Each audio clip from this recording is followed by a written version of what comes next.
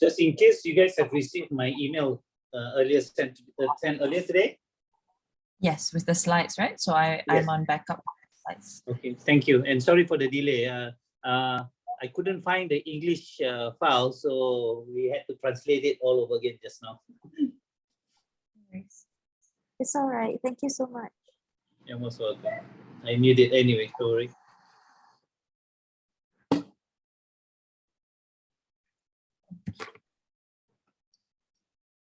All right, it's 3 p.m. I think we can start letting people in.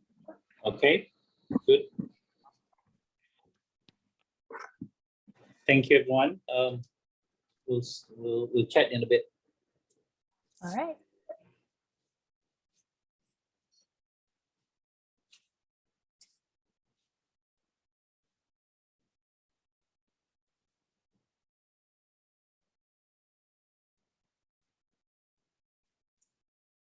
Awesome. Hi, everyone. Good afternoon.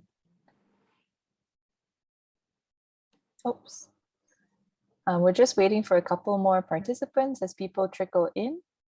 So just bear with us for a moment. And yeah, we'll get started very shortly. Really looking forward to today's workshop.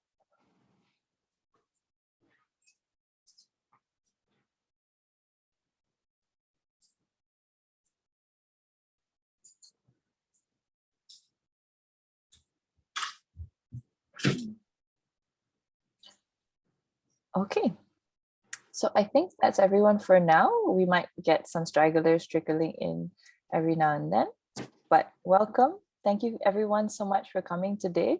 I'm very excited to be hosting today's workshop. This is our first workshop of the year. And in fact, we haven't done a workshop series like this ever before, so it's very new to us. And I'm very excited about the content.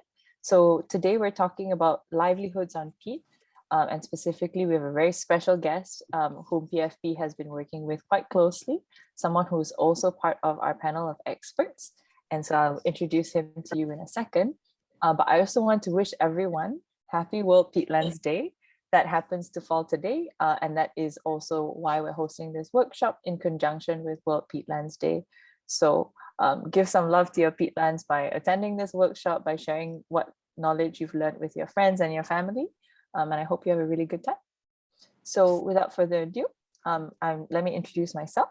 My name is Mariam Ghani. I'm the Stakeholder Engagement and Communications Manager at People for Peat, also known as EU SUPA, which is the Sustainable Use of Peatland for Haze Mitigation in ASEAN. And that's a program sponsored by the European Union. And I'm also part of Tropical Rainforest Conservation and Research Center. So this afternoon, we have a very, like I said, different workshop. Typically, a lot of you have probably seen us in our symposiums, which is a lot more of like a bit of a formal event, right? Where you have speakers, everyone speaks, and then at the end there's a Q&A. This is formatted quite differently. As you can see, it's a more intimate workshop, more exclusive workshop. We have a smaller group of people. And I think this will be really good and very conducive to having some really good discussions and where we can ask our expert all the questions we want. We have his time for 2 hours today, so I'm very excited about that. But some basic general housekeeping guidelines for, as usual, Zoom naming. I thought I didn't do it myself, but I did. So anyway, please rename yourself so you have your name as well as your organization if you're attached to one.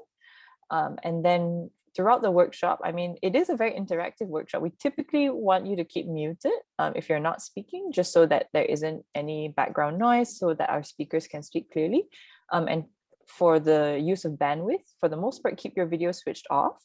But there may be times, because again, this is a smaller, more intimate workshop, there might be times where we ask you to turn on your video, share some of your products or the work that you've been doing.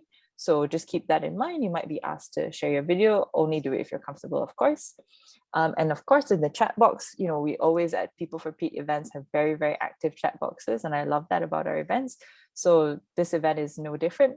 Do put in all the questions you have in the chat box, or because this is more interactive, I'll leave it to our expert to see if he wants to, unmute and allow you to ask your questions in person. But we'll also have a Q&A session at the end as usual. but we'll see if, maybe there's just a good flow and we can just have a conversation as well. So again, this is a lot more of a casual event. So I hope you feel free to interact with everyone here. And again, because it's interactive, I hope you all have a pen and paper ready as well, and your most up-to-date Zoom program, so that you can participate in all of the interactive discussions today. So yeah. So before we start, as usual, we want to just get a sense of the demographics of where all of our beautiful participants are coming from. So I'm going to run a quick poll. And just a second here. So where are you coming from today? It's just give us a good indication of where our audience is, what content will be most relevant to you. So far, we've got a nice wide range of people. So that's really exciting. That's really good. I'm excited for even our expert to be able to see where you're all coming from, so he can tailor a little bit better to what you're interested in. So I think that's most people have answered. Give you another couple seconds. And then I will end this poll shortly, and we can see where everyone is from. And we've got a nice mix of people today. So primarily most are coming from Malaysia. We've got folks from Indonesia, Philippines, Thailand, as well as Myanmar. So a nice representation of ASEAN. I'm very happy to have you all here. So exciting. Okay. So next up, I just want to go quickly through the agenda. It's not too much. Again, it's a very chill day today. So we have an introduction, as usual, just to share a little bit with you about People for Peat and what we do. And then we have our hot composting and raised beds workshop with none other than Mr. Abdul Razak Abdul Aziz. So that'll be really exciting. And then we'll have a Q&A just to address any of the questions that you have. And, again, that's more of a discussion than like, the typical expert panel that we have. So then after that, it will be a closing. So a really good and fun day planned for you all. So now I'm just going to go into a quick introduction about People for Peat. So yes, let's start with a quick video about what we do.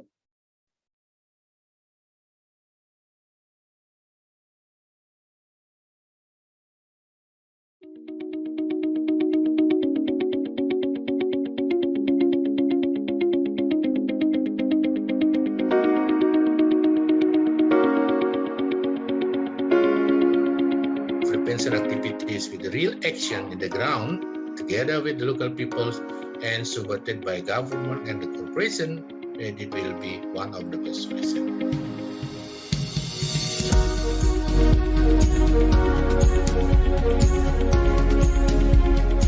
My hope for the Asian peatlands is that there will be more awareness amongst the general public, amongst the government, amongst the private parties about the very important role peatlands play in regulating the climate, in maintaining biodiversity, and in providing an income for local and regional communities. So to maintain peatland ecosystem, it is essential to build capacity of local communities, especially in restoration and wise use of peat forest. In the future, we hope to see more businesses on peatlands to operate sustainably. Let's help protect our peat forest together, because we need to set a better future for our children.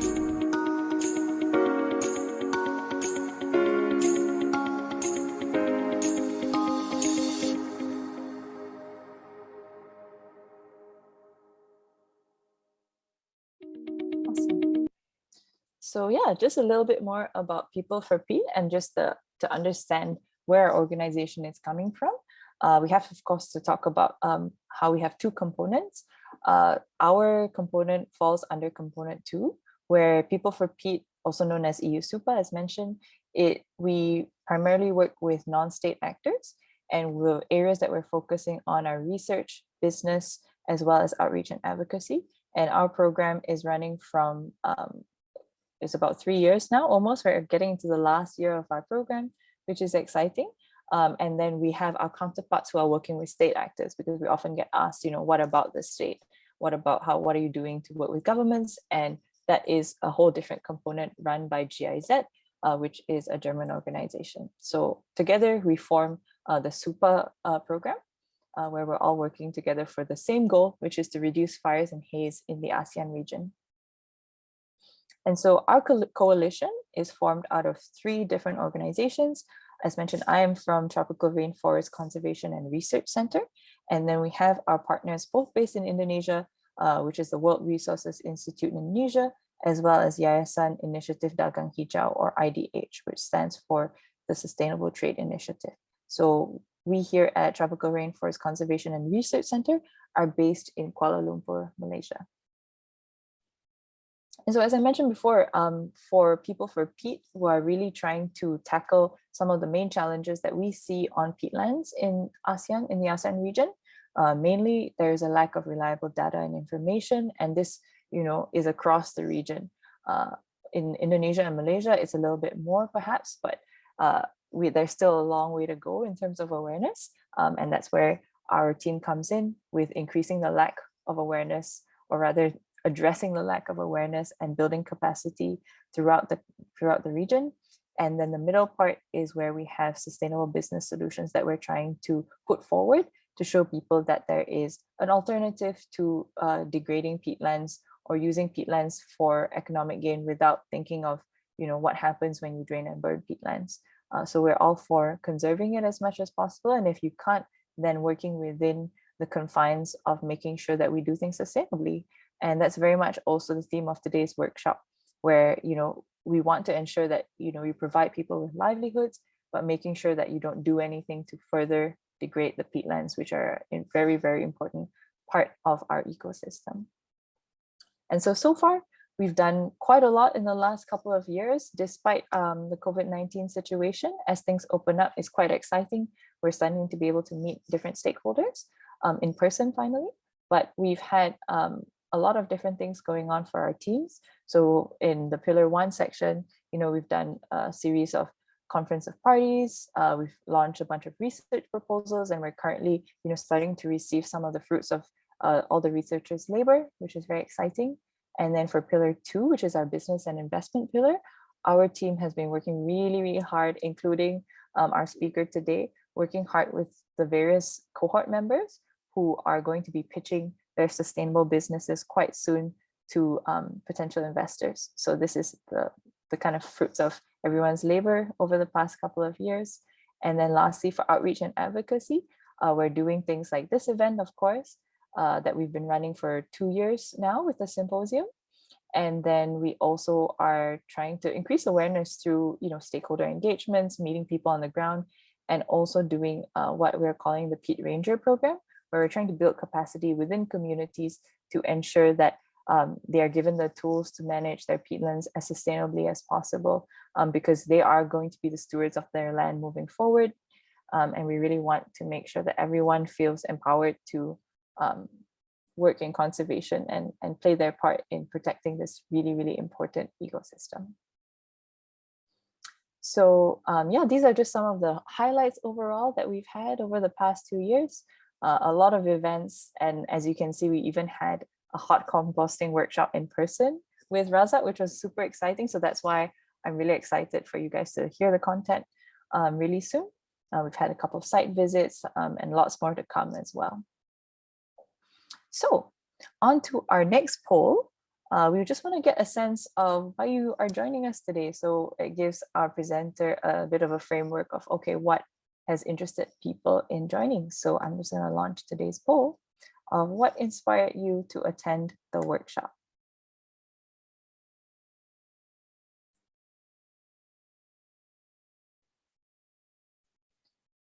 Yeah, is it personal? Is it business? Is it just for fun? Or are there other reasons why you're here today? And if you want to share, feel free to share why you're here in the chat box, just to give us some idea about what made you join today's workshop. We've got a really good turnout so far, and I'm really excited. I think 30 people is a really nice number for what we're going to be doing today. Okay, so I will just go ahead and end today's poll and share the results with you. And it sounds like most people have a personal interest in learning composting and raised bed farming, which is great. That means that, yeah, a lot of people are really interested in today's topic just on a personal level. It's nothing to do with work. It's nothing, yeah. So that's really exciting. We've got about 10% of you are interested in learning it for your business or for your work. Also very cool. You must have a pretty cool job then. And then 25% of you just say it just sounds like fun, which is also true. And one of you, it's a mystery. So if you want to share, do share in the chat box as to what inspired you today to join today's workshop. But if not, that's fine too. Okay. Now, I'm going to launch the last poll, and I think this will help our speaker a little bit to know where everyone is at with your level of knowledge of composting and raised bed farming. So I'm just going to ask, yeah, what is your level of knowledge? Are you just a learner? You're totally beginner? Are you intermediate, meaning you've known a little bit about it, but you haven't practiced it that much, so you're interested to learn more? Or are you, quite the practitioner of composting and raised bed farming in your own life? Or are you an expert? And if you're an expert, maybe you have some extra tips you want to share with us and with our speaker today as well.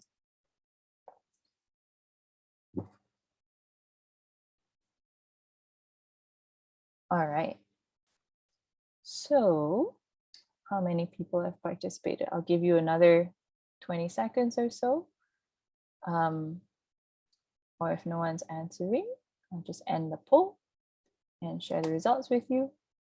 So we've got about 50% of you who are brand new to composting. So that's very exciting. Welcome. And then some of you have some knowledge already.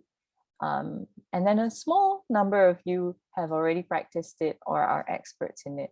So that's a nice mix of people. I think Razak is taking notes and just seeing where everyone is at. And I think that will conclude our polls for the day at the moment. So thank you for participating. And now I'd like to introduce our speaker, of course. So I'm very, very honored to be introducing Mr. Razak, who is the Chief Seeder of Seeds Malaysia. And he's going to be speaking to us all today and running this workshop on hot composting and raised beds. And so as the Chief Seeder, he's also actually a graduate, and it's quite an interesting background, I think, that he's a graduate with a degree in art and design from UiTM. And he's also certified in permaculture design. And if you can't tell already, he's very passionate about sustainable eco-living. And he's even ventured into off-the-grid farming, specifically with goat and sheep. So if you have any questions about that, do ask them. I think it's fascinating. I was lucky enough to meet some of his goats and sheep when we attended his in-person workshop. And together with his lovely wife, Intan, they run a urban farmstead and training center in Klang, in Selangor, where they offer co-curriculum based experiential programs and workshops. So just like what we're having today, that's very much in his wheelhouse. And so he's been mentoring holistic, natural, urban and suburban farming to permaculture principles, and they focus on empowering the public towards community-based food production. So even when we're visiting, he allowed us to see his food forest that he's been growing on his land. So very exciting stuff. And both him and his wife are very active in making a difference towards addressing climate change via volunteerism with Rally International, which is an international youth leadership program, if you're not familiar. And Razak also happens to be a trustee of the Kind Starfish Foundation and sits on the panel of judges for Projects for Happiness. He's also, of course, an advisor to several NGOs, including Tropical Rainforest Conservation and Research Center. And he also works in sustainable community empowering programs. And he's currently working alongside officials on a long-term plan to make Bentong, which is an area in Malaysia as well, amongst the most pioneering eco-sustainable districts in Pahang. So very cool. I hope that's done him justice. I know it doesn't, because Mr. Razak just has such a wealth of knowledge and such a wealth of passion. So I'm so excited to present him to you today. So Mr. Razak, the floor is yours. Thank you very much, Mariam. I always have this phobia when people try to introduce me. Most of because people get confused. What does this guy really do? I'm in short. If there's one word to describe, I'm in for the fun. Yeah? So to that 5 people who wrote in for the fun, you're in my group. So let's just get started. And thank you very much to you and your team. There's Adriani and Irene, Sindhu, and Suraya from TRCLC. It's always a pleasure to work with you guys in TRCLC. I guess planting trees has a common interest in all of us, and we belong to this tribe who somehow another get along very well, even if it's just not in the jungles, crossing rivers and planting trees, but over the web. Yeah. So thank you very much for allowing me to share my little experience to about 30 people across the ASEAN countries. And to those who have logged in for this so-called sharing purposes and learning, thank you for joining us. It's a good way to celebrate the World Peatlands Day, and with so much hope and celebration of what it can do for us and our children in the future. Yeah. So let's get on with it. Obviously, there's lots to share, but before we get started, if the techie could put up a whiteboard just to get started, on interactive, so that it helps us, you and me, for the subsequent interactive issues. Yeah, it's just a whiteboard, and in probably about 3 minutes, if you could just draw your face like what I'm trying to do, yeah, and put in your name. If you could do that.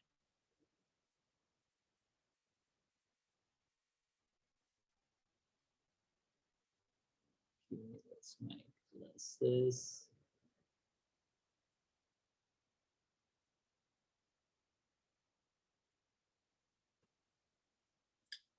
You can choose your color, you can do whatever it is, and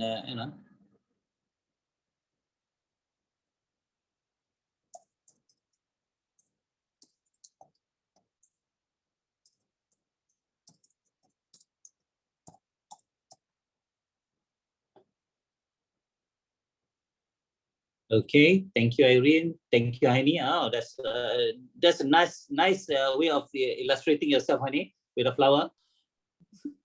Thank you. Thank you, Mariam. Who else? Don't worry if you're struggling with it. I'm new with this too. I have an advantage just because I'm a designer and artist, so I can sketch anywhere. There you go, Sindhu. That's a nice one. You must be using a pen. Yeah, very good. Thanks, Raya.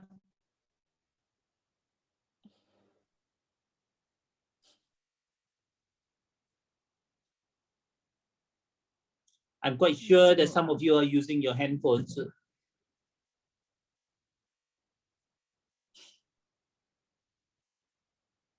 Thank you, Bayu.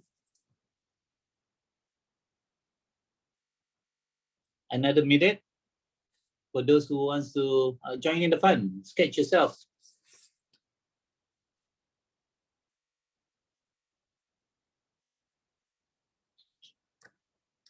Okay, I guess the others will probably be having some difficulty in doing so, but we'll get onto it once we start doing on the exercises that we have planned for you. So thank you, and maybe Sindhu, if you could save this page and pass it to us later on. Thank you. Okay, what do I do? Stop share. Okay, that's good. Okay, so okay, let's get on to it. It's obviously not an easy task to teach a composting way of doing things over the net, because it's like I always have this problem, trying to teach people how to do a haircut over the phone. So to describe all those things is not easy, but the pandemic has forced us to look at new ways of explaining things, and I guess we have tried this. It worked in some classes that we have done, but nothing like doing it physical, yeah, like what we did for Mariam and her team at the time that they were here. And my hope is that if there's any interest in doing so, obviously you can get in touch with TLCLC or me. Eventually, if we get the chance to go to your part of the world or even in Malaysia, which we do very well in having classes, we love to do it, because composting and way of creating soil, living soil for that matter, is key at this point. And if you notice, for those who have not noticed, the world experts are now looking seriously on regenerative measures of towards land. And one of the key components is actually how do we regenerate the land with living soil. And the best way is actually to do soil, yeah. And there are many ways of doing soil. This is what I want to share with everyone today. I'll probably take you across on the different ways of doing things, whether it is kitchen ways, garden ways, and other ways that you can actually do it with other methods. But for us, having run a good farm for 17 odd years before we closed down during the COVID, we do a lot of hot composting, which is a method done for thousands of years ago. And this came from, I guess, the academicians, especially the experts in Berkeley University, who have studied ways of Aborigines that has done that, yeah. And let me see whether I could share that screen. Now share screen. Take 3 seconds before I can.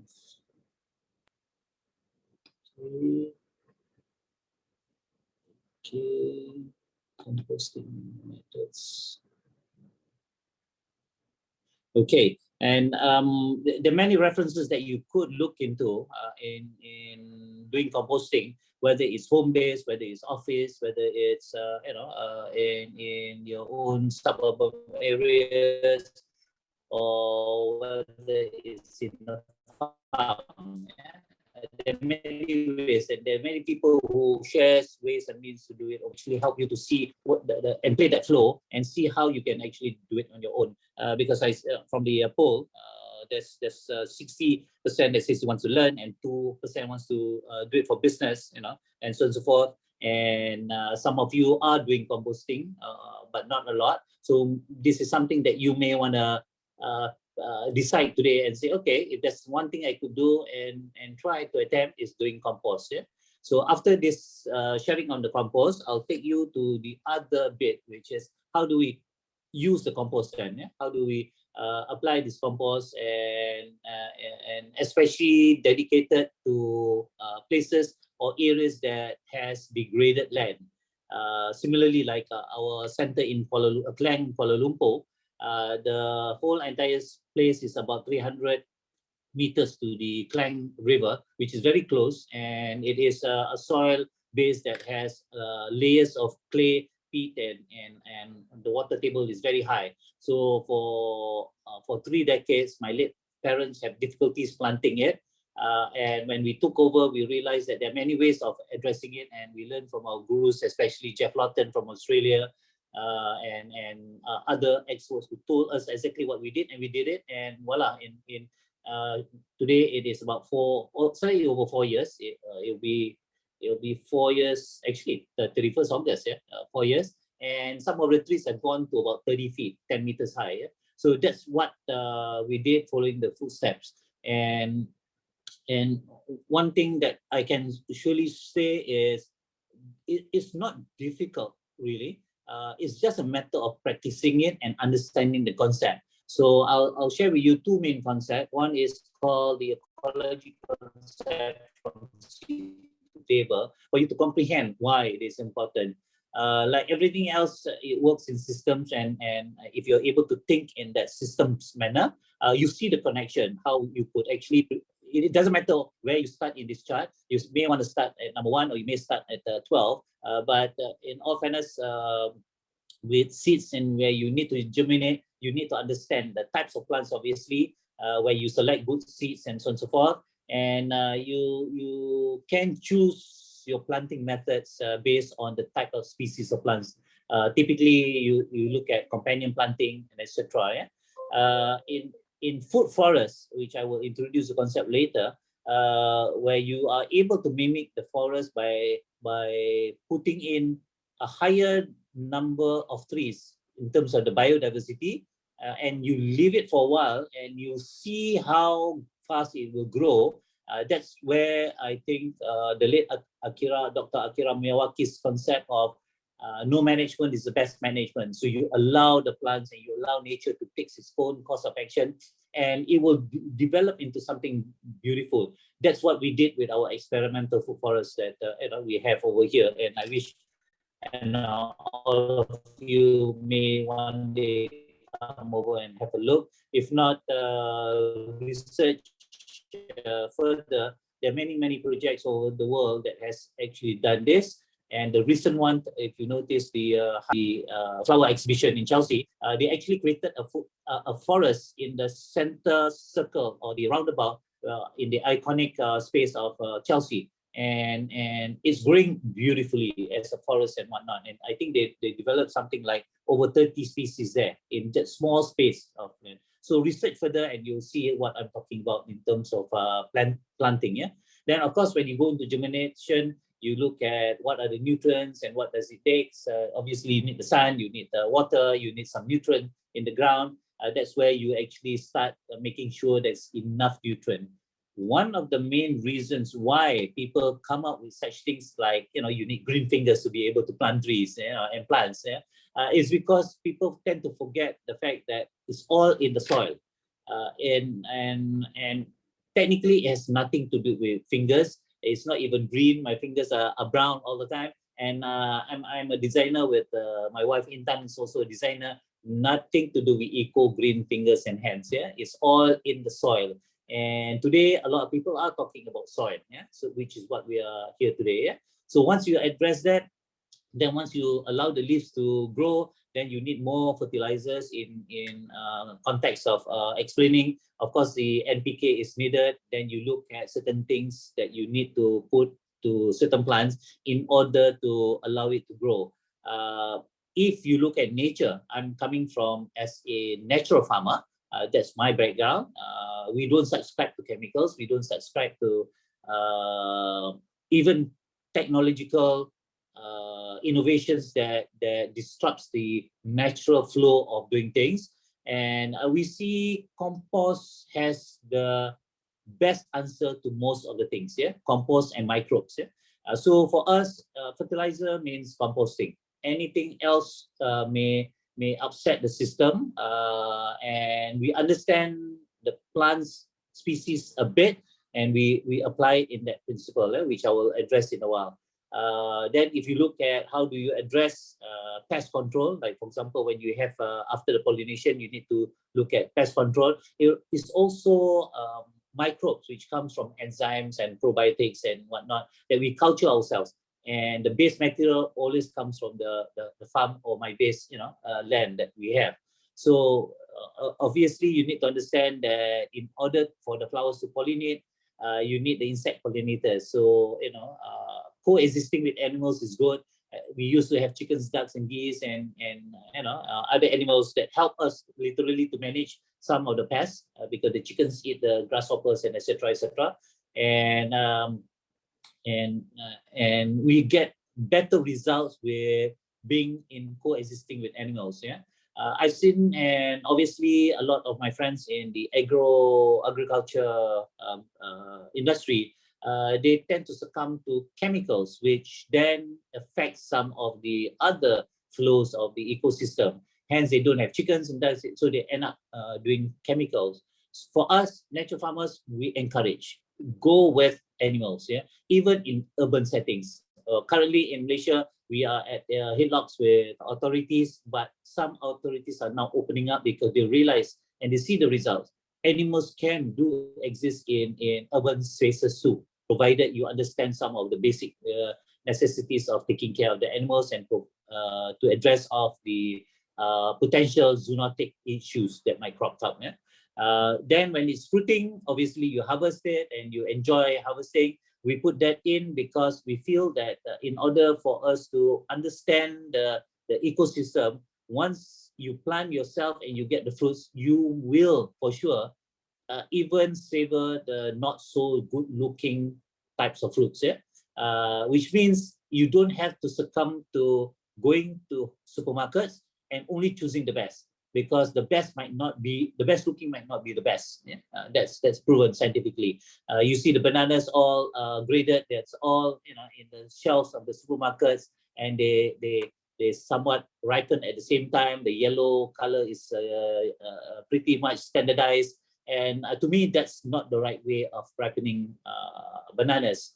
And in the Malay world, we have this saying, bawa pisang belaya masak sebiji di atas peti, meaning that we bring a comb of bananas onto our voyage, and typically they will ripen one at a time, meaning that they don't ripen all the time and all together at the same time, so that your journey is flourished with the nutrients that you are able to get in. So there's a lot of saying and meaning to that kind of thing. So after harvesting, there's two things that you can do. You can throw away, you can do your cooking and whatnot. Obviously, cooking needs to be prepared in a better way of appreciating the nutrients that comes in the slow cooking. But what I'm focused now is the waste products. The waste are supposed to be turned into composting, and if you're able to do the composting, it goes back to the soil. That's where the soil starts. So my point is, in this concept, good living soil.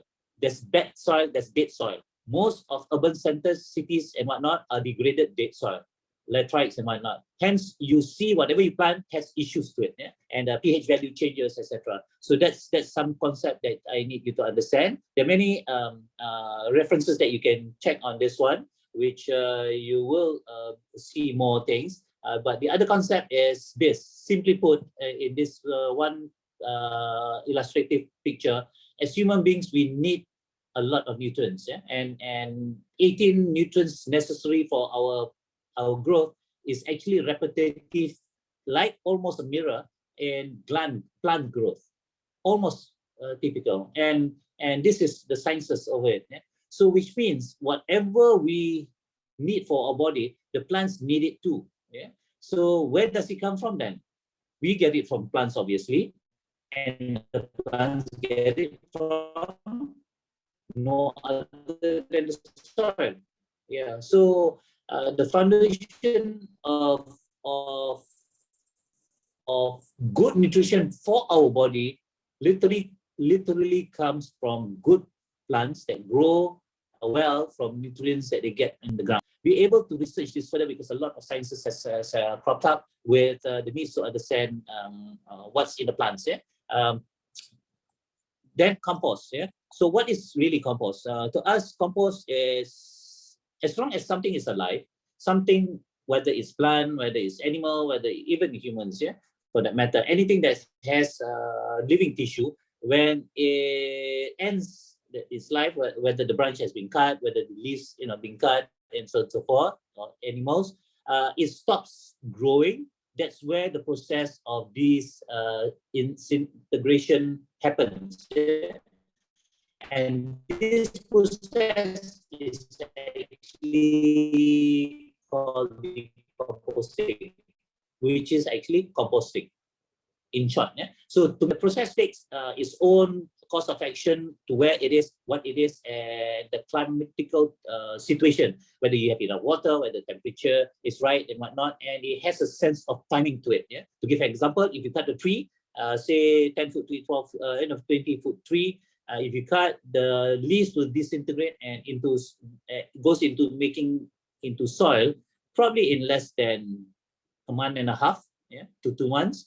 The twigs and branches may get that done in probably 6 months, but the trunks, if it's let's say 2 feet diameter, sorry, I'm from the old school, I talk feet in inches. I'm sure you all can convert that. That will take probably 2 years if you don't chop it. So the more you understand that, the better it is for you to understand how you want to compost it. And compost is literally from earth to earth. Yeah, meaning that from earth it becomes alive, including animals and whatnot. When it's dead, then it goes back to soil. Meaning that it's all in the soil. We need to go back into the soil. Yeah? And from the perspective of carbon, it's actually putting carbon back into the soil. Yeah, in that context. Yeah? It is literally high, rich in nutrient. It is the main ingredient matter in all our natural farms. Yeah, whether we are planting for horticulture or agriculture, doesn't matter. Eh? It is that compost that triggers everything, and it is always continuous. It's really good for the soil, even for dead soil, and we've experienced even in our little center here. We've done that. We've done with pile of sand. Imagine just a pile of sand. You put compost and you leave it to nature, it will grow by itself. And I have a patch of about 10 feet by 4 feet, pile that my late father left it along. And we just did that, and until today, it is flourishing with nutrients onto the pile of sand, because it's just whatever is alive, when it goes dead, it becomes nutrient for the ground. Yeah? And technically, it is actually regeneration of the soil. That's what we talk about. How do we regenerate degraded land? And last but not least is adding humus and humic acid, which is what is needed for plants. Yeah. So there are many ways of doing it. Obviously, there are people who just stack up organic matter and wait for it to compost. Most of us in ASEAN countries still have our kampongs of villages. I'm quite sure in Thailand, in the Philippines, where you just lump it one side, you see this pile of dead leaves and grass, whatever it is, in one section of your parents will take it and use it for compost. That's the easiest. Yeah. Technically, for us in our farms, it will take about 9 months. Yeah, 9 months to 12 months in order to do so, to get that decomposed. You can actually stack up organic matter until the next planting season. That's a good time to gauge it. Yeah, because one season typically in our Southeast Asian, if not Asian countries, are typically one good cycle. And that's where it gets decomposed. The modern way is to use material which is rich in carbon and nitrogen. This is only to assist the process. Yeah? And by understanding that bit, you pump the necessary ingredients to the raw materials that you have in order to speed it up and to increase the speed. Yeah? This is like when you want to cook something over a stove, you put it over slow fire, but you start tumis. I don't know what you call it in English. Before you fry something, you tumis, you put in the anchovies and the chili and the pepper and so on and so forth, garlic, and you let the aroma sit into the oil, and then you just put it in. This is that bit of cooking. Yeah, and you need to turn the pile periodically. Meaning that like slow cooking, you need to scoop it up and just turn it around so that it becomes cooked really thoroughly. And last but not least, in order for those who wants to turn it into a business, careful monitoring is needed. I'll include some of the ways that we have done it, and I'll share with you the three main categories of or ways of checking that out in order to ensure that in 18 days you will get it. Yeah. So before we go to the 18 days, this is a chart. I hope people can use this. This is typically, I use it for beginners. It's a flow chart. It's done by someone else, not me. I'm not sure why it's not there. I think it's a British organization. But basically, it's like a fun game where you can start here and go with the flow. Where do you want to compose? Do you want to compose it at home? Yes or no? If it's yes, you go down inside. If it's no, you go on to the other side. If it's no, then are you with a community compost facility? If it's yes, then you know it is community based. Yeah. If it's home, then you decide whether you want to do it outside or inside. If it's inside, then you talk about are you feeling yucky with worms or not? Then you make that decision. Then it's easy for you to get where you want to go. And I will lead you to the bottommost. Later you can go through. It's very simple, straightforward game-like thing. Yeah, that I pick up over the net. And if you look at the bottom right-hand side, what is your style? Over the years, well, we had the privilege of being goat farmers for 16, 17 years, and we learned in the early days to make use of the goat waste. So obviously, turning hot compost into a business avenue is something that we practiced from the early days. Yeah, but at that time, we were not exposed with the Berkeley 18-day hot compost. So ours took about 7 weeks, because we do it in larger piles and whatnot. But today we are able to do it in 18-day hot compost, which we learn from experts. And it's at the bottom where if you are okay with hot composting, you need to sweat it out.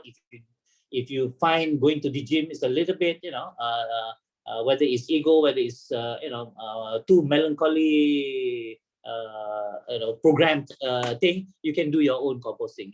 And for us, 3 of us in Seeds Malaysia, that's our gym, literally. And we spend something like, if it's one person, it's about 1 hour and a half, on alternate days. If 2 hours, literally we can do it in half an hour and 45 minutes. We are done with our gym session. And my daughter Audia, who always blasts her music when she wants to do it alone, and she gets it done in 1.5 hours, over the compost shed. So that's what we enjoy most. Obviously, there are other ways, allowing other animals to do it. Vermicompost is one of the best. You can actually have vermicompost bins, and you can start a little farm. And if you like it, you can turn it into a business, which requires you, as far as the market is concerned, vermicompost fetches the best price in all accounts, because I guess technically it's one of the best, because those animals are like our soldiers. They work all day, all night, and they literally churn everything into compost, vermicompost. We tried vermicompost. We find it a little bit too manja, a little bit too, that's a Malay word, a little bit too fussy, because we need to separate the adults with the teenage, and collect the eggs and put it aside so that they go into a better cycle. If not, if there's lack of food, then the adults will kill themselves like harakiri, so that the generation can able to live, and so on and so forth. So we find that a little bit too messy, so we left it into the ground, and today they are flourishing under the ground. And every time I walk in the morning, you see all this vermicompost, vermicast on the ground. So the other type is bokashi compost. This is liquid form. Those who subscribe to probiotics and microbes tend to use this a lot. This because the end product is very powerful liquid, and it helps in a lot of our production. And there are many types of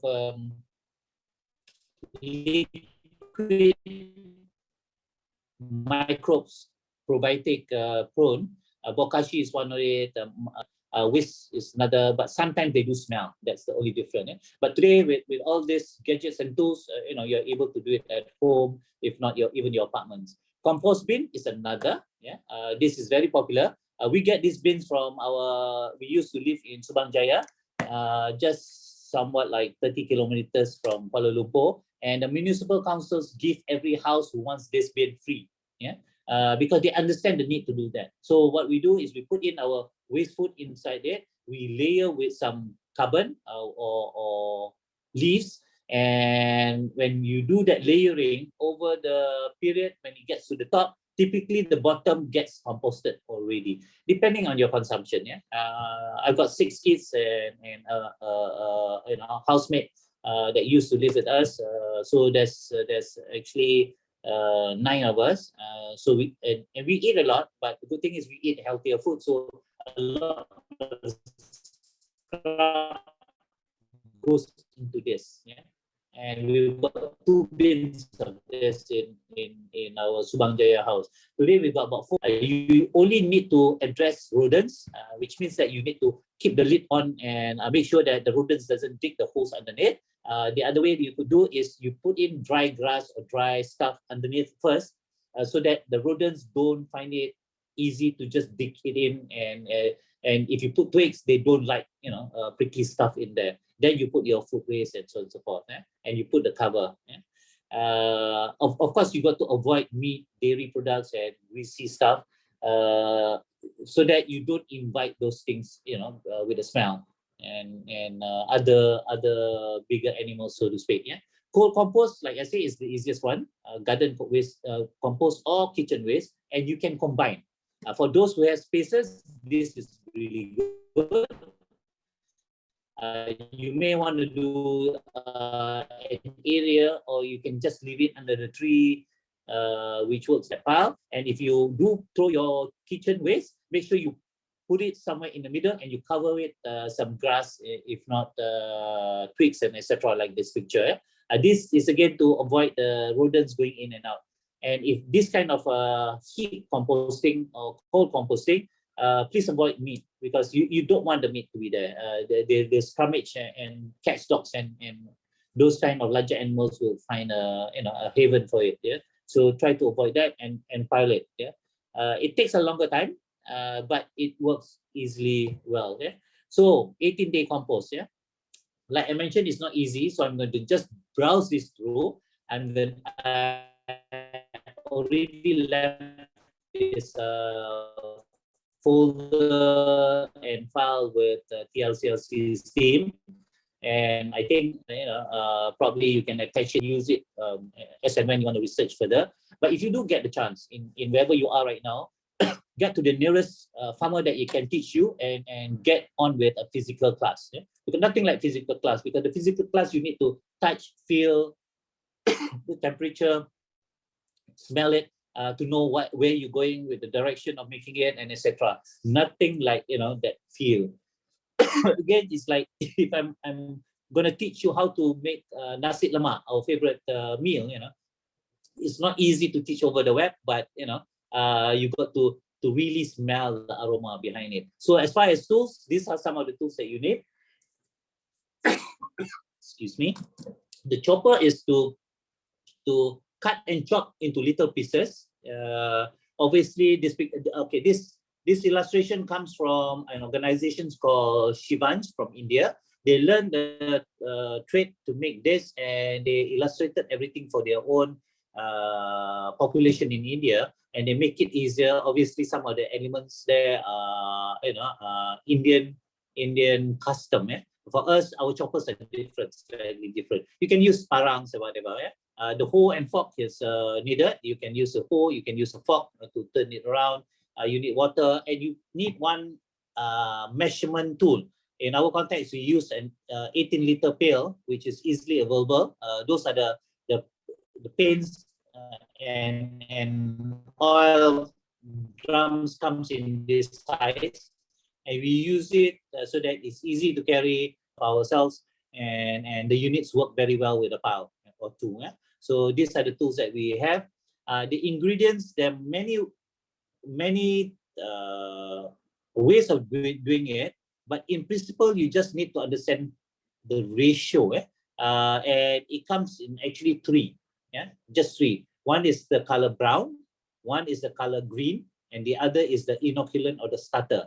And typically, if you do this in the ratio of 1/3, 1/3, 1/3, you cannot go wrong. So that's the easiest if you want to start with. Then as you practice it further, you notice whether timings is longer or shorter. You may want to tweak your browns and greens and inoculant. And for us in Seeds Malaysia, when we were running our goat farm, the composition is slightly different. But when we use the grass that we take from our community here in Klang, we find the grass gets faster with even 0.5 point of inoculant. So we're able to adjust it in our own context. So for you, you may start at 30, 30, 30, 1/3, 1/3, 1/3, then you later move on. If not, you go at the ratio of 1:3:6. That means 6 browns, 3 greens, and 1 inoculant. That's the fastest way to get to 18-day hot compost. So what are browns? Anything that is alive that is dead. So that's brown. Grass, leaves, hay, straw, cotton boxes, as long as it was originated from, it is originated from something which was alive, yeah?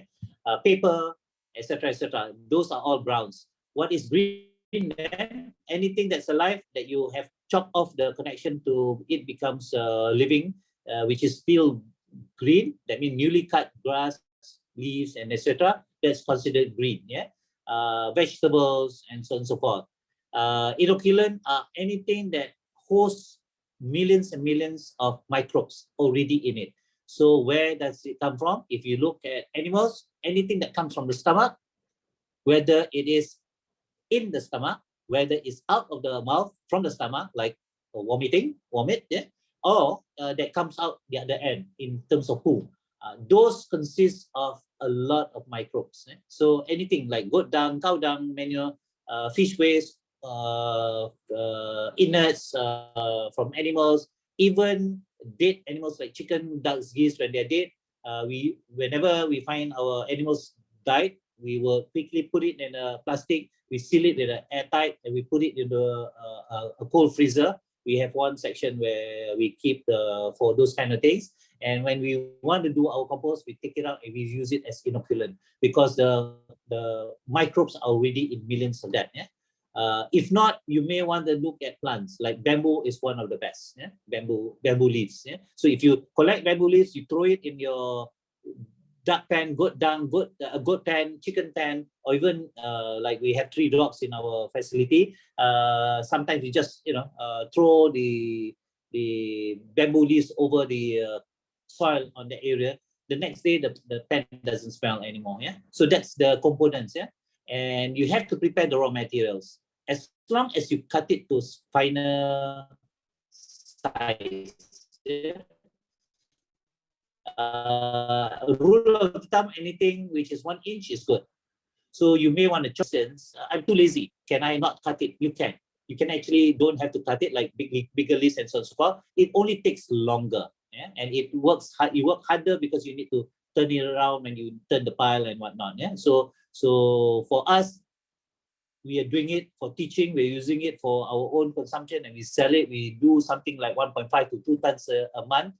So we need it fast, so we literally chop it. Yeah. So we collect grass that already been cut, and if we do get ourselves, we typically chop it off to 1 inch size. Yeah. Okay. Notice that Indian lady.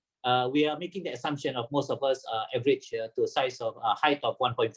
So that's your height of pile, 1.5. Yeah. They do this for obvious reason, and the diameter of the pile that you need to build, like that layer cake, you see, is also 1.5. So if you're at 1.5, you spread your hands, both arms like this, that's 1.5 diameter. If not, if that's difficult, then you lie on the ground where your head and toes are, you do the marking and you do a circular, that's 1.5. Yeah.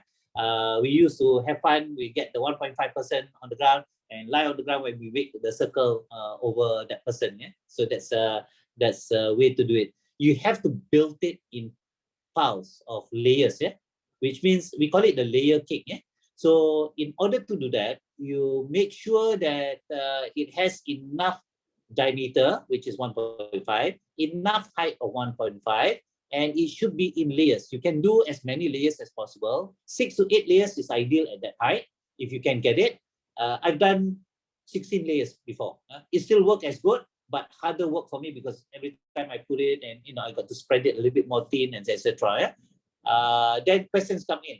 Can I do it at 1 meter high, or can I do it at lesser diameter? Yes, you can, but it will take longer because the optimum result from such a dimension will have the best cooking facility of that area. I'm talking about in our climate. If you're talking about if you're talking about colder countries or warm to get at 1.5 and 1.5, then other questions I hear you asking is 0.5. Yes, you can, but you got to do it within 4 days, which I will explain later. Yeah. So be accurate, exact. So when you do that, just now, When you are at your first day, when you have done your pile, make sure it comes with water and so on and so forth. There's many videos on the net. You may want to subscribe and see Jeff Lawton's video on how he does 18-day compost. There's a lot of other gurus from America that does it. There's one person, Matt Powers, I think. Matt Powers. He's a bit more fun, and he has done 18-day compost in his own context. But he does it with a little bit of twist. He likes to enjoy making this compost. Yeah? So the way to do it, you have to look at it over the videos. But the key point is, when you have done the layers and it's enough watering and whatnot, you cover with a tarpaulin, a plastic tarpaulin. That is to hold it together. It's like when you bake something, you need to cover so that the steam doesn't escape, so that the whatever you're steaming gets really cool, and also to protect it against the heat of the sun and the rain, because the microbes need to eat and produce their own and multiply. So at the day 4 or day 5, depending, you take the temperature. Why is it 4 or 5? Depending on the temperature. Generally, it needs that number of days to build up the temperature. And if the temperature goes up to about 65 to 70 degrees is ideal, that's the time that you need to turn the pile. So if you are able to take the temperature and it says 65 degrees at the 4th day, then you take at the 4th day to turn it around. Then alternate day, you do it on the 6th day, on the 8th day, on the 10th day, and so on and so forth.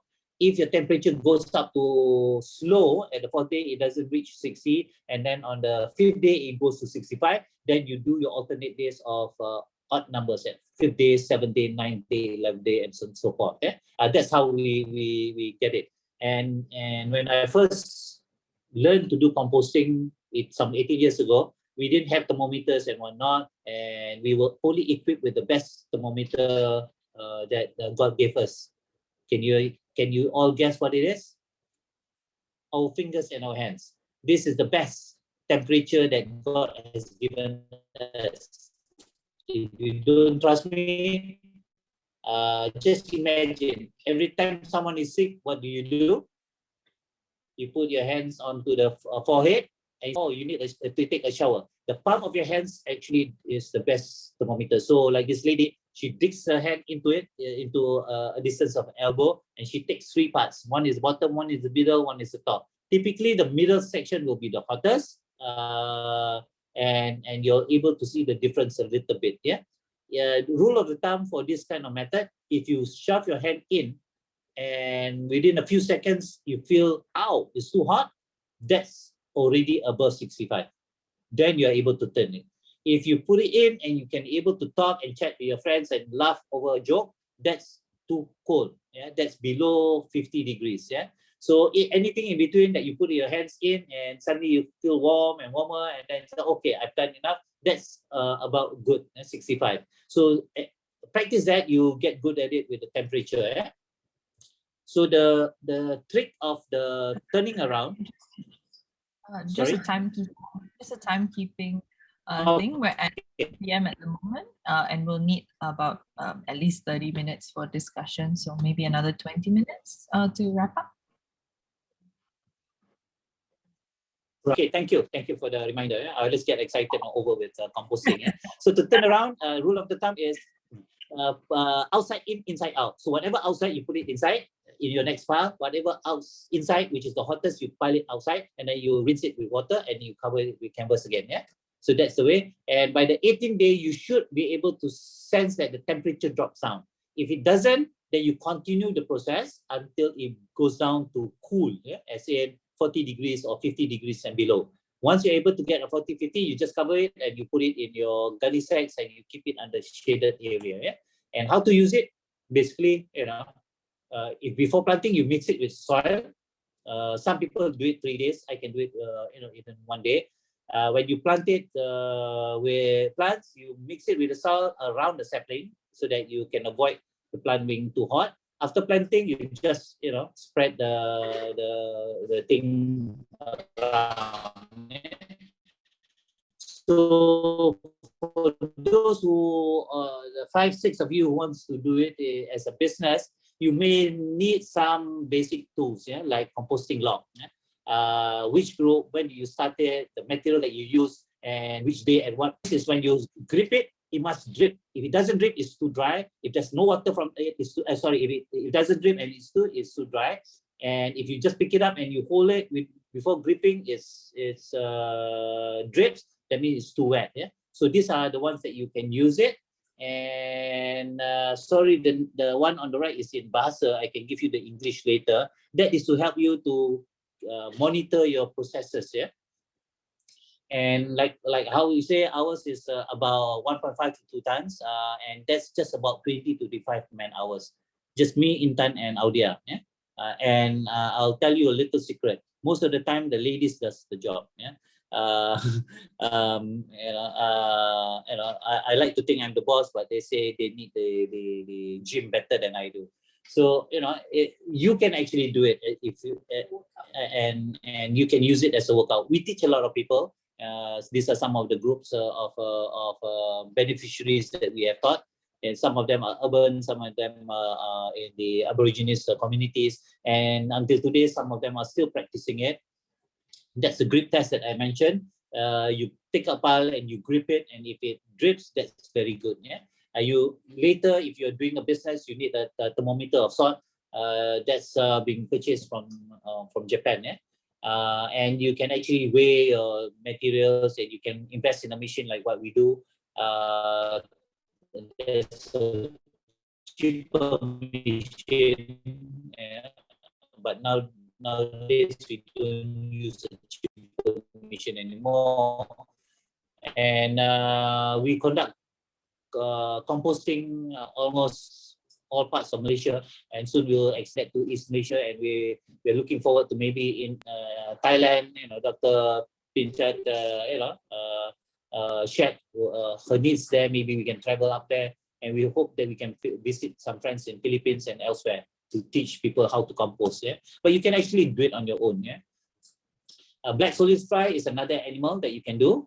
We used to have this, and we end up not enough food to feed the black soldier flies because they really eat a lot, and we end up going to the dumpster or the market to cut all those unused food that is being wasted. Yeah, and literally there's about 20% there in those bins that one can actually eat. Yeah, so that's how much we waste from the market space. Yeah, that's the life cycle of black soldier flies. Yeah. So thank you. I will end this part for question and answers pertaining to composting first. Anyone? Any questions on compost?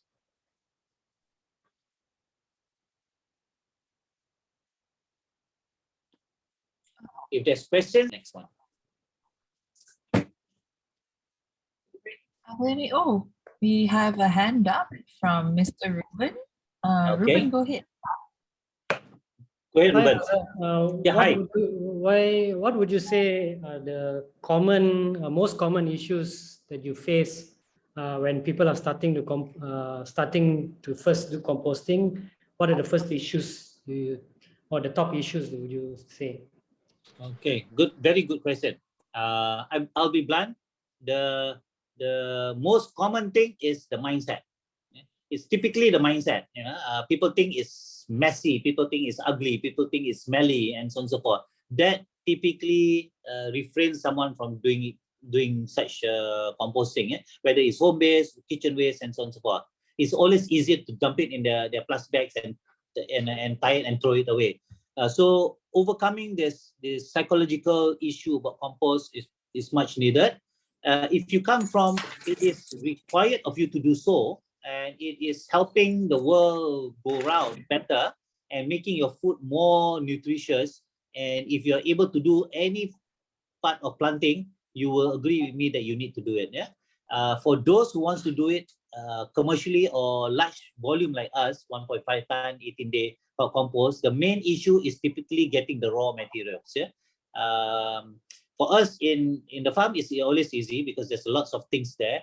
In the suburban area of our training center, we have no issue of getting greens and browns because it is an area of about 50 acres of community, about 150 houses, and they typically cut their grass. And these houses don't use chemicals because it's their home. They don't use poison, and we literally pick up the bags that they leave outside their houses these days. So they are aware that we do composting, so they will separate. Those days when we first started, there's plastic and etc. that we need to separate. Yeah, nowadays we can do that. Failing, we call it the grass cutter contacts. We have about 5 contractors of network who cuts grass in urban communities elsewhere within vicinity of Subang Jaya, PJ, Glen Mary, which is about 10, 12, 15 kilometers spread. So if they were to call and they say, Raza, I've got 20 bags at this location, they will send me a drop location. I will go and collect. I will put 10 or 20 ringgit underneath a stone. I will send them a GPS of the thing as something as a reward for them. So you may want to do that. Otherwise, look for people who are accessible to raw materials. Yeah? Even for the inoculants. Inoculants are actually easy. If you go to the market, all those innards, they throw it away. So you just bring your Tupperware, bring bags or whatever. You say, I want those, they give it for free. Yeah. And if you live in places where they process food, like chicken processing farm, they have to throw it away. So it's easy for you to get. Yeah. So very good question. Any other questions? Maria? Yeah, we've got a few actually. Okay. They're coming in our Q&A side. So we've got a question from BTLL Agroforestry, Parichat. So the question is, what is the ratio between dry leaves and goat dung? If the plant is still wet, such as banana trunk, do you still use the same ratio? Which I think is a really good question. Okay, good question. Must be from doctor. Yes, the based on the environment. Yeah. I can't for sure say what's the amount, but what I would suggest, if you start with 136, if you have goat dung and grass and whatnot, that's a good start. From there, you will notice your pattern, whether you're producing it in 18 days or 20 days or 25 days. Yeah. Once you get that result consistently, you tweak your 2 parts. Whether it is you start tweaking the inoculant first. So when you're adjusting the inoculant, you will notice the speed gets adjusted. So you find something that is equivalent to the 18 days. Temperature of your area is also a key factor. Yeah. Make sure it's underneath the tree or shaded area. But there will be a difference if highland and lowland. Yeah. So in highland, you need the temperature to be hotter, warmer. Yeah. So you need more inoculants. Yeah.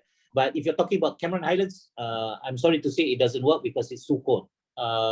It gets nice by the afternoon and early evening. But by the time 11 o'clock, 12 o'clock, everything becomes freezing cold. The microbes just go to sleep. And by the time they get in the morning, so everything becomes really slow. I suspect it will take about a month in that process. Yeah?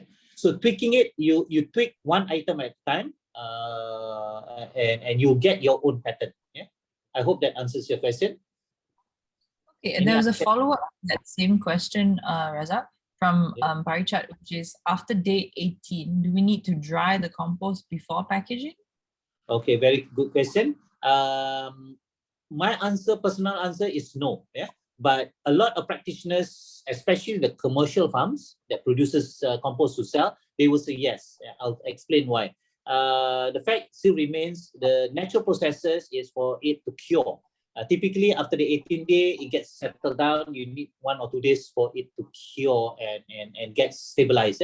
Then you can actually use it. Then it's good for you to keep it in your gunny sacks. Yeah? So typically, I will put it in my gunny sack either in the 19th day or the 20th day.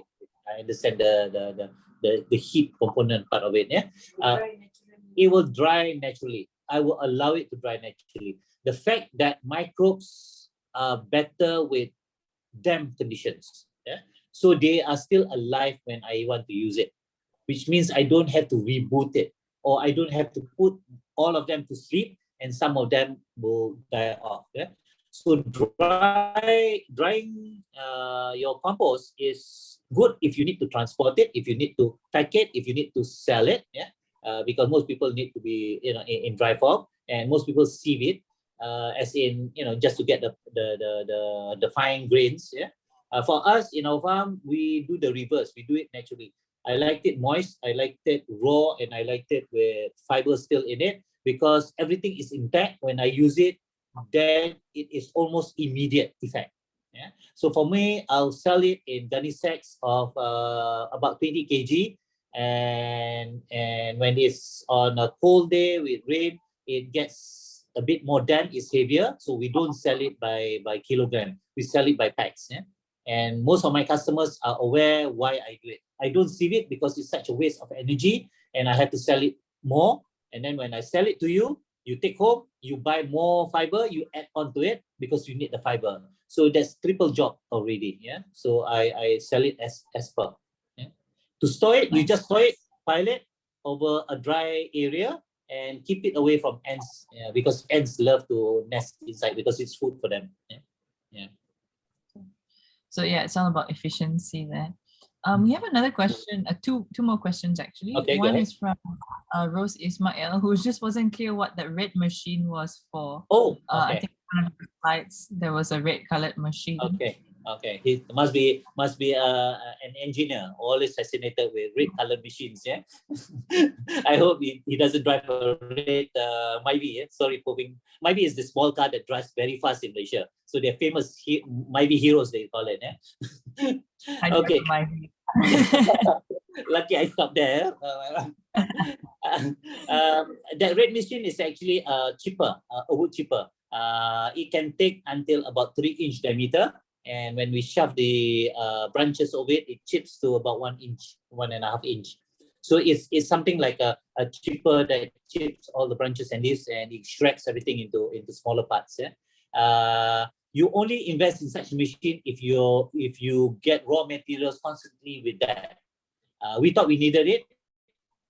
We only use it for a few months, and eventually everything is grass.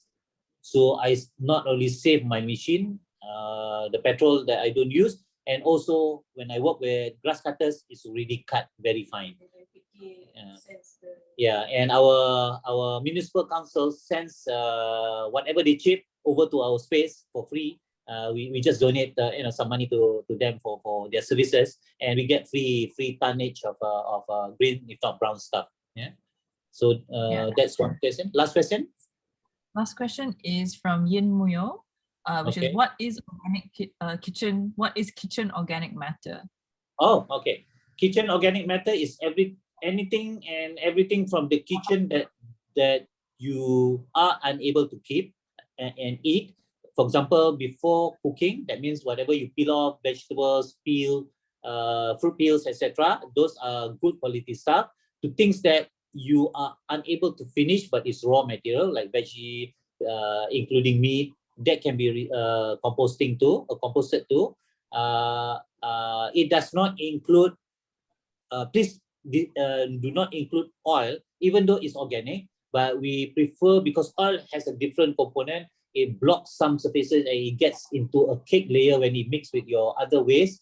Then when it's cake layer with oil, the aeration doesn't work so well, and it gets anaerobic. It gets smelly all the time. Yeah. So avoid oil, even though you can.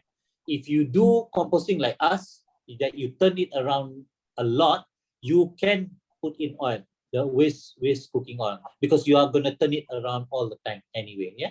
So I've seen some commercial farms. They mix the oil together, and when they have problems, they have this blower machine that blows the aeration from underneath. That helps too. Yeah. Okay. I'm sorry. There's one more question, and it's kind of a combined question. A few different people have asked about. Is it possible to do hot composting in a small space, whether that's a terrace house or an apartment in a high rise? Yes, obviously. I'll answer houses with some land. You obviously need 1.5 diameter for the pile, and you probably need 1 meter to work around it. Yeah, so that's 3 meters to 3.5 meters or 4 meters space in order to do your own pile. Yeah? Otherwise, you may want to use another method, which is actually a bin. If you can construct, one let's say 1.5 meter wall, three sides of wall, and then you can actually build it up higher, and then you just cover it with tarpaulin. That's more impact, but it is actually more work, but you can do so. Yeah. Then what about apartments? And yeah, the answer is still yes. You can do hot composting. Start a community garden. Go down to the apartment, talk to your management and say, can you have at least 4 meter by 4 meter to work a community composting? Do it yourself first. Eventually, when people see your garden is healthy and nutritious food, then they will start joining you. Don't impose on others to start for you. Yeah? I hope that answers it. Okay. Yes. Otherwise, it's Thank you. Bokashi. Yeah. So shall I share the screen next? Yeah, go ahead, Mr. Razak. So we're a bit short on time. Okay. So our session is your raised beds. Is that right? Yes. I'll go through the raised bed. Yeah? Okay. Okay. Raised beds. Okay. Raised beds are actually easy. There are many ways of doing raised bed. The thing that you need to know about raised bed, why raised beds? Yeah? This is for spaces that doesn't have the space. Technically, it's just soil in a container. Yeah. So it can be a pot, it can be a Milo tin, it can be. I grew up seeing Ovaltine and Milo tins by the side of shop houses, and you see them growing. Yeah. So raised beds are of sort any soil in a container. So containers can be in many forms. Yeah. This is a picture of Intan. We built this in a urban center of a school. They say it's all tarmac, and I said okay, fine, but they need a beautiful flower bed, so we built that soil. It can be bricks that you layer it. You put the bricks onto the ground, and then you compartmentalize it so that you have area to work on to make it look prettier. Or you can do boxes like this. Yeah, these are crates that we just buy off from the supplier at probably 15 ringgit, 20 ringgit per piece. Today, I think they're selling at about 30 ringgit per piece. Notice we align it with some tarpaulin because it lasts longer in our country, in our climate, because of water and whatnot. Otherwise, it can only last something like 6 months to 9 months. Yeah. So if you use any of these crates, especially pine wood, they don't last that long. Yeah.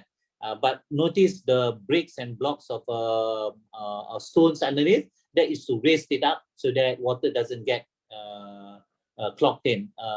Our space, once a year, it gets a little bit flooded, but over the last 3 years, it have ceased to flood in this area. Or you can invest in some pretty ones like this.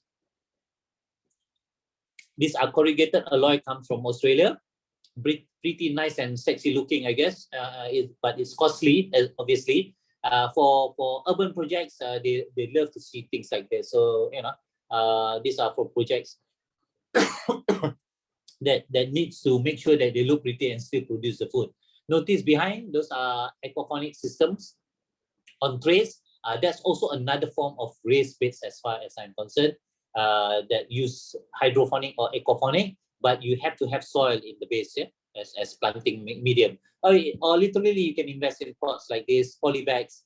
You can use recycled wood, like what we started off with in our farm, or discarded recycled water tanks. If you go to anywhere dump sites, you see plenty of this. People who don't know what to do with it, they just dump because it's cracked. Yeah, so you can bring back, cut to the level that you want to work with, whether it's high or low.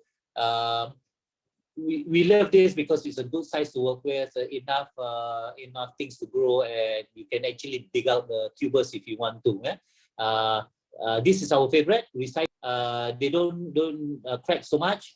They get a good height, but you need to work the starting, meaning that you need to dig a trench, you need to lay it, you interlock it, and then you put soil in between and put in the soil. And some of the ones that here in our farm, they've been 4 years and still very good. Yeah. So this is highly recommended using tiles of sort. Yeah. Tires are also good, but there are a lot of debates about residual from tires. Typically, we plant the hardier plants and not the vegetables of sort. Yeah? to avoid that. The other thing, if I do plant vegetables, I consume it. I don't sell it for obvious reasons, to avoid people arguing on the fact. But my take is, do you know how long the tire needs to degrade themselves? More than 600 years. And if you divide that by days to disintegrate the tire, the residual disposal of those chemicals in there are very minute, and it goes down instead of so that's my debate. But here in Klang, it helps my trees a lot when I raise it up, put the soil and compost. They have a stronger chance of the taproot growing into the ground. Or even discarded containers like this, driftwood. We have a lot of driftwood every time we go into rivers and jungles, and we just dig it up and use it as raised beds. Or discarded materials like recycled metal cabinets. All our friends know us very well. So if there's things that they want to discard, they will call Intan first and say, Intan, do you want this? Intan, do you want that? And she will go around and collect it. And Audia does that too. So we've got a lot of these things that we just converted into raised beds. Kegs.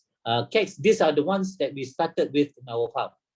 Because for many years, my late parents tried and failed. By the time it goes 3 months, 4 months, and the plants just die because the taproot gets soaked with water. So what we do is we bought some kegs. This is 2.5 feet, less than a meter high, and we put in the soil and we allow the plants to grow, and most of the trees survive until today. These trees are about 8 years old. So this works very well as long as it's raised. Even stones and boulders. My dad was melancholy, and so am I with Intan. So we collect all the stones and we put it together in a bed form, and then we put in we put in the soil in between the rocks as raised beds too, and it works. It works as well as that. So that's basically raised beds. Raised beds, you are able to do so in any context. So for me, raised beds are needed when you want to do so. Let me stop here. Okay, any questions? That was super informative, and also so many ideas on how to reuse otherwise landfill material. So really cool.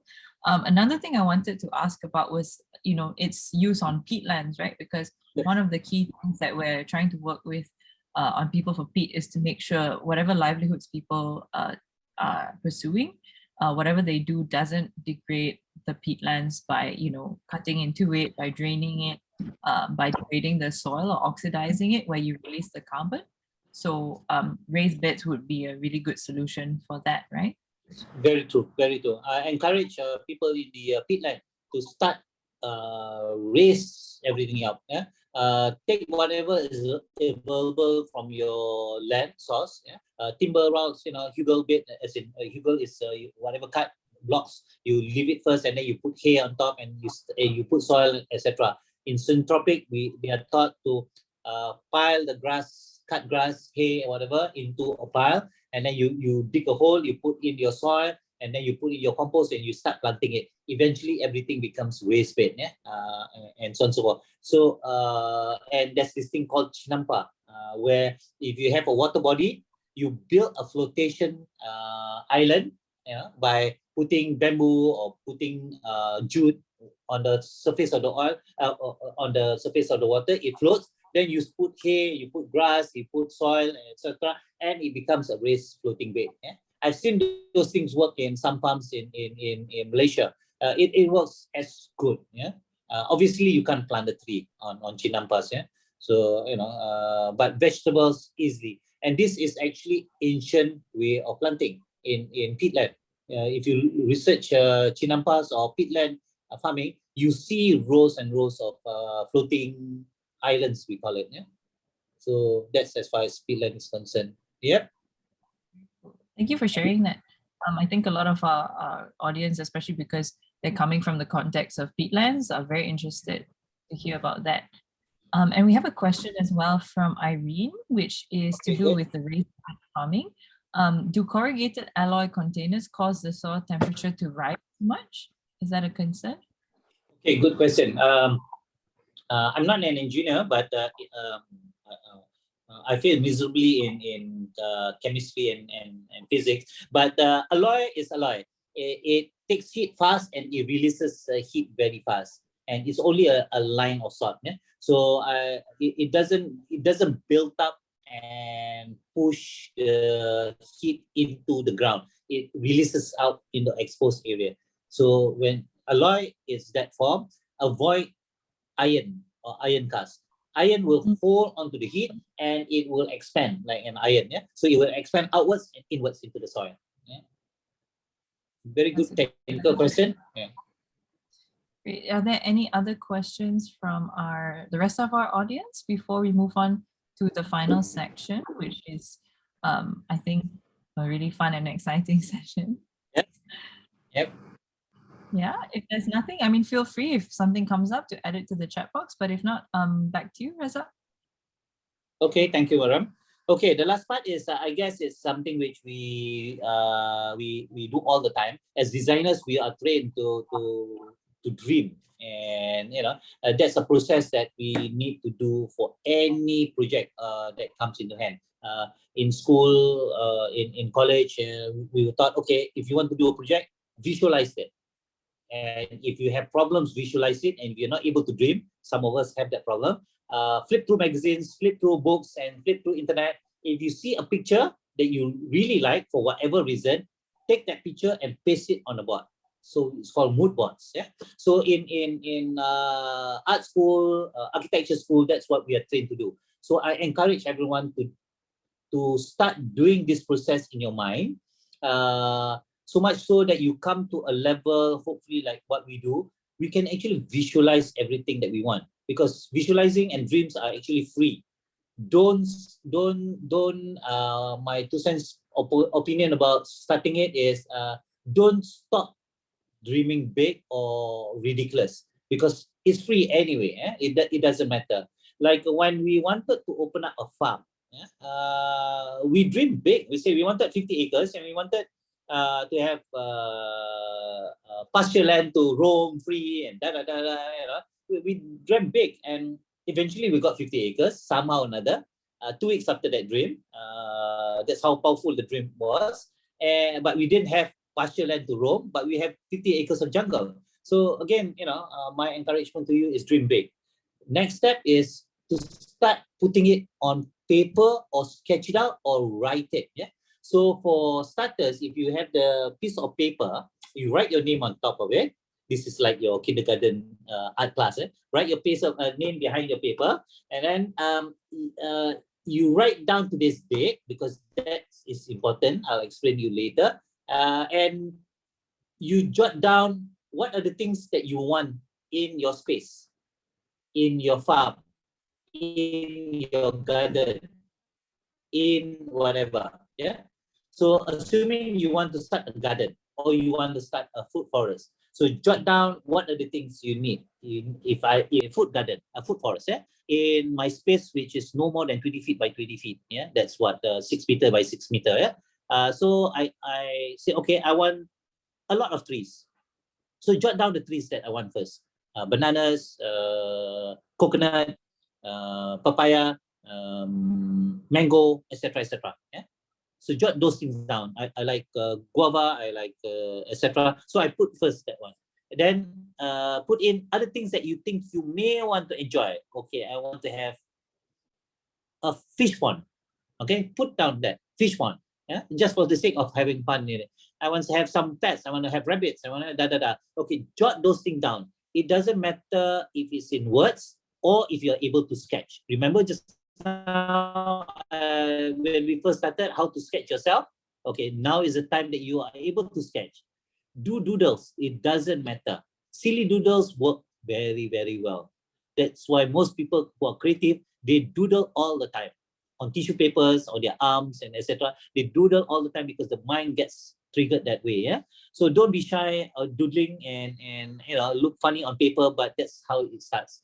Once you get started on articulating on paper, then you flip it all the time, you look at it all the time, and you watch it all the time. Yeah, meaning that every now and then you put it on your screensaver and you edit it as you go along. and you imagine it, you start thinking of it.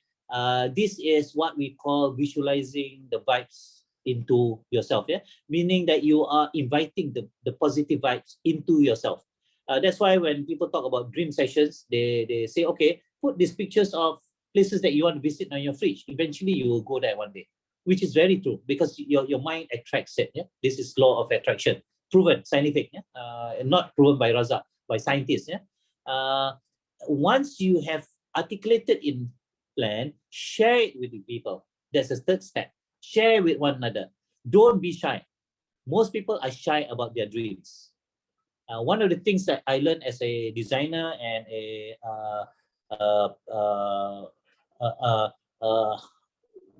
I see myself as a goal setter, a goal achiever. That means if I set something, I need to achieve it. And I use this trick. If I share with more people, I have less excuse for myself not to achieve it. Meaning that I got to achieve it because of my ego. So I use my ego to make sure that I get whatever I sketch on paper. Yeah? And last but not least, take one step at a time. So look at the bananas that you want and so on and so forth, and start small. Make mistakes along the way, and why I encourage mistakes is because you will get good at it. Yeah. So for starters, in lack of time, if anyone wants to share whatever they've written or sketch, you may do so by sharing with us, or you can actually visualize it with your mic on, and you just tell me what is your intention, what you want, what you see, you want to have it in your little patch of garden or farm. Yeah. You anyone wants to take that challenge? Any takers here? Any takers? If not, I'm gonna volunteer someone from the Oh. people for Peat team. Yes. Please do, Mariam. Let's go for it. All right.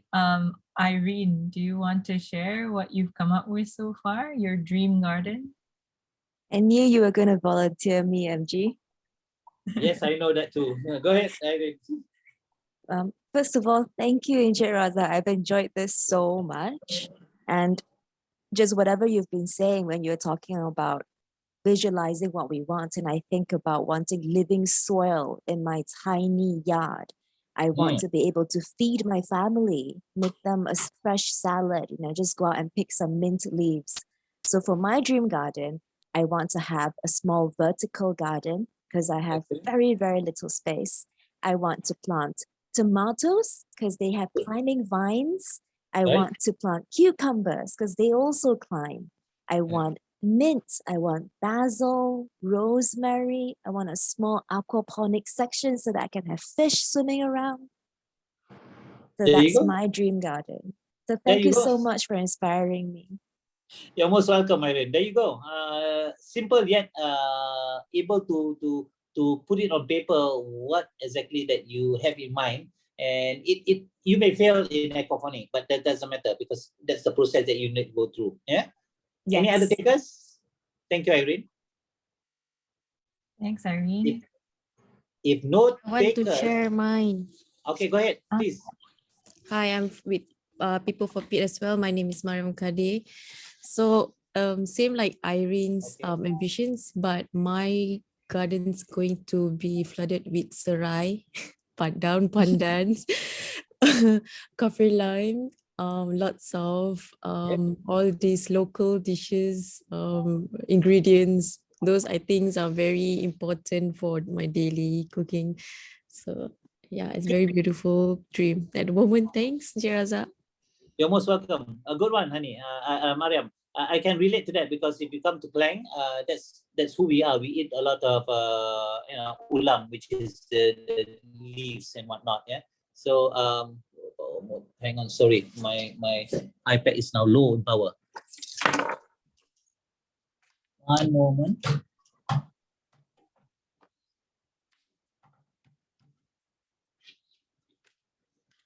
Okay.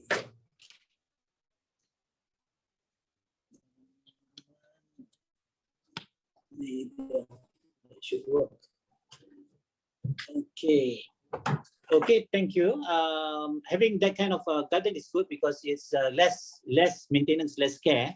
I'm a lazy person, and I don't want to end up being a farmer. So having perennials and ulams and lime cafes and whatnot is good, and the ulams works very well. Good one. Okay, let me share with you one final pictures of series of pic. Okay.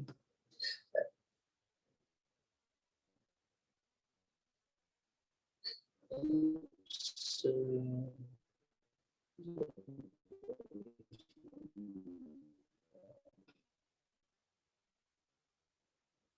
that's one way out.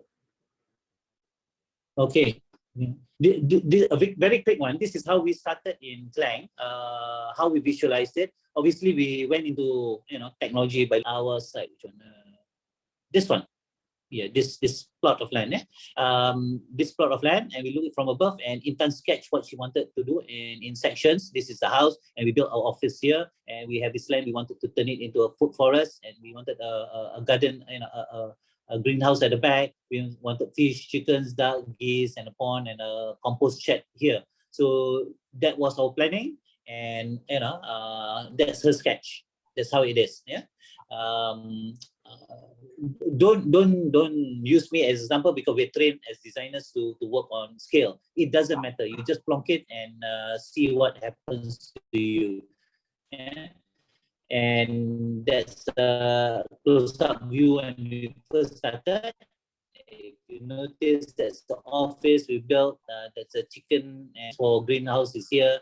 We have a store. Then we started with the kitchen garden because the kitchen is here. That's the kitchen garden, and we've dug up some holes here for the composting. Yeah, today that's how it looks like. Yeah, from one angle, everything is full of plants and whatnot. Yeah, it wasn't like this before. Yeah? I'll show you some pictures. That's another angle of our kitchen garden. It looks like a jungle of God knows what in there, but there's easily about 50 plants in there that's edible, from tiny ones to big ones, and we just go in and out, and we just pluck whatever we think we want. Yeah, that's another angle.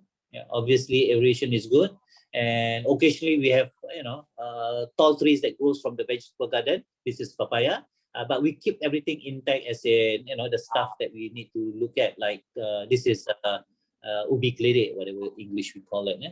That's another angle. Sweet potato. Thank you, Tan. Sweet potato. Yeah? That's the office. That's another angle of the kitchen garden. This is before we erected that climber arch for the air potatoes. Yeah? This is one picture when we first started. This is something like 4 years ago, when we first started planting. And if you notice, we planted the legume trees all over the place. This is called the golden touch. What plant? Gelenggang in Bahasa Malaysia, but it's a ginger torch, or torch. Sorry, not ginger. It's actually a legume that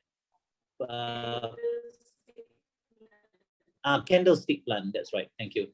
And they pump nitrogen into the ground, and that actually helped to revive the land. Notice these boxes. That's our experimental on our first raised bed, but timber boxes don't last that long, so eventually we get something else. Yeah? And this is how it looks today, roughly. Yeah? But it's taller, like that before, and this. Yeah? This is our greenhouse. We now plant some of the saplings in there, and we collect seeds with TLCLC's group of friends into jungle, and we collect the seeds and we germinate it in there. We used to have our ducks and geese and whatnot. There's a little pond for such thing. So the idea is you visualize it first, and you start small. We started with a small, actually we started with a very small duck pond, but eventually it grew bigger and bigger. Yeah, and the chickens also needed more space. Yeah? So that's it for my sharing of visualization. Okay, I guess the last point about visualization is you evolve with it. Yeah, you grow with it. Not everything that you visualize will be achieved or practical or whatever matters. The fact still remains that you need to try it and see what comes out of it. Yeah? So enjoy dreaming. It's free, but there are many rewards that comes with it. Thank you so much, Razak. I think one of our team members has something to share. Oh, and Sok Ping has raised their hand. Sok Okay. Ping, to Go ahead. unmute and turn on your camera if you want. Hi, Inje Razak. Thank you for sharing your knowledge with us. You're most welcome. Yeah, I'm very interested in composting. So, like you say, right, it's always better to get a hand dirty in the progress if you want to learn something. So, I'm just wondering whether is there a workshop for me to attend, like a physical workshop, or do you open for volunteers to get my hands dirty and start composting at some point? Yes, you're on. You're on. We have a couple of programs lined up.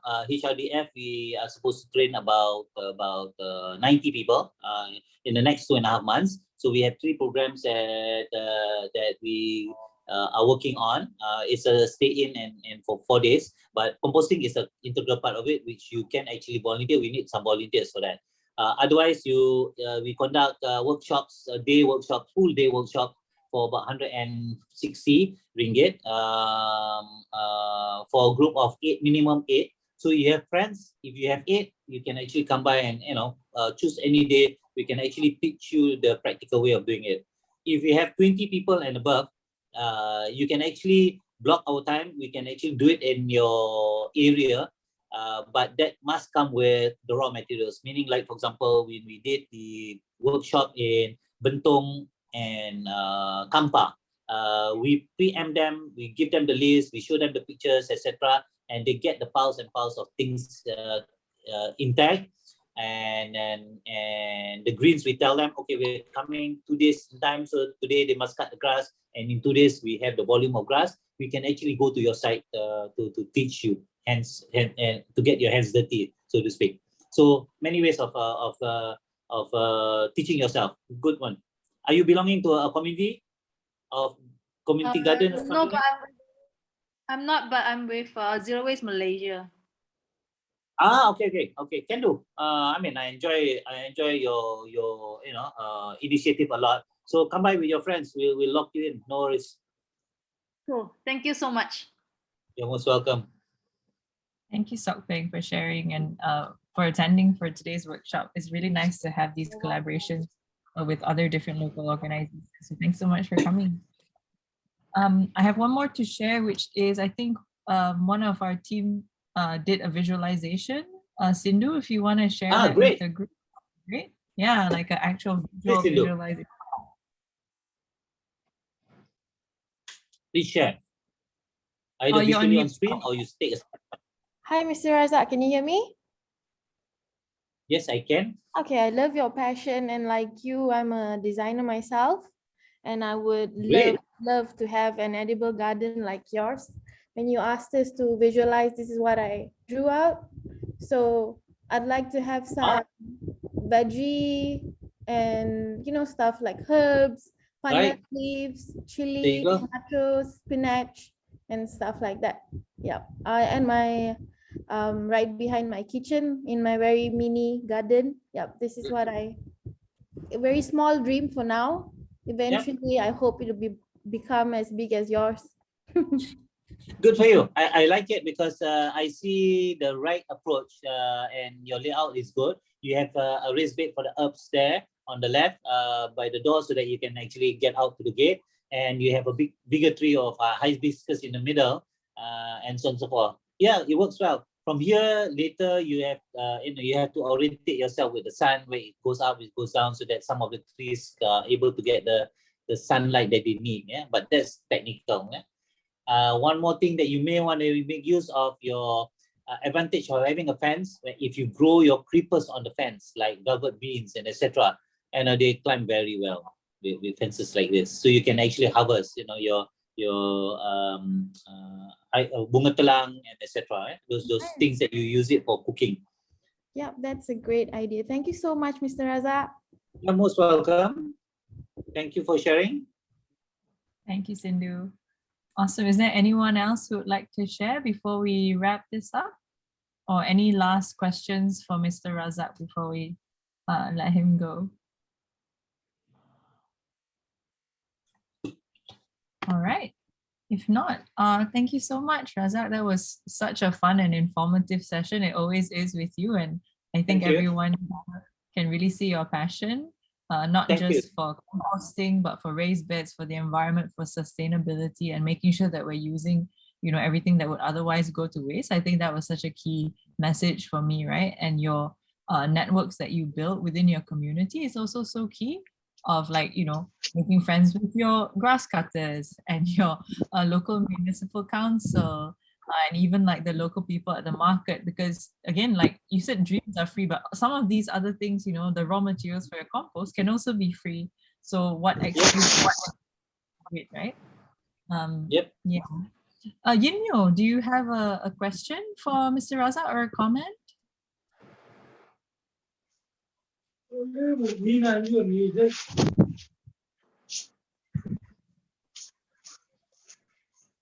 Sorry, Yinyo, you have to repeat yourself. We couldn't quite hear you.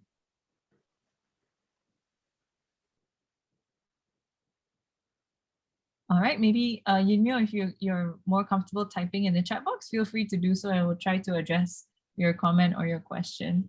Another thing, Mr. Raza, I wanted to bring up was about what you mentioned about adding carbon back to the soil. And I think that's also such a key thing for us to think about, especially in terms of peatlands, because that is one of the main issues, right, with currently that we're facing with peatlands, because peatlands are such an important carbon store. And what happens a lot of the time is when people use it for agriculture, or, you know, try and clear the land for agriculture, they end up draining the peatlands and therefore releasing the carbon that has been stored there for thousands and thousands of years.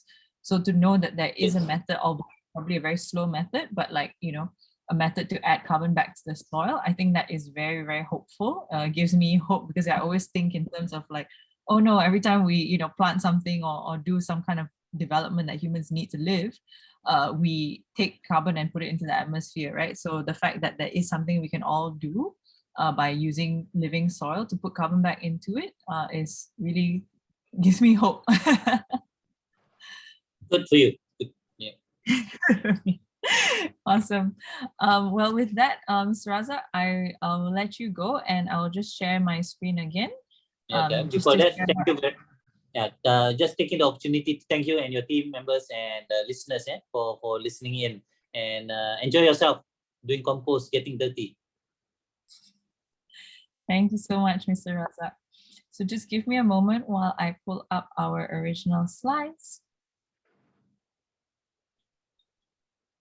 Okay.